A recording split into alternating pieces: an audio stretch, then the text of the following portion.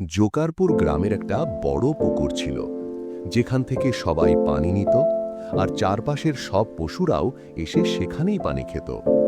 কিন্তু মানুষ ধীরে ধীরে ওই পুকুরে ময়লা, প্লাস্টিক আর পচা খাবার ফেলতে ফেলতে পুকুরটাকে নষ্ট করে ফেলল।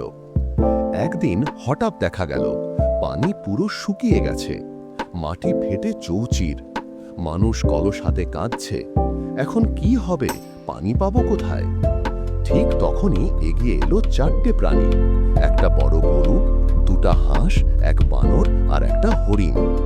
বানর গাছে উঠে চারদিক দেখে বলল, পাশের খালে তো পানি আছে, কিন্তু পথটা মানুষ ময়লা দিয়ে বন্ধ করে রেখেছে।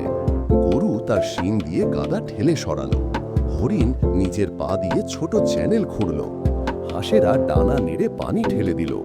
খালের দিক থেকে পথ পরিষ্কার করতে লাগলো সবাই মিলে। ধীরে ধীরে খালের পানি আবার পুকুরের দিকে ঢুকতে শুরু করলো।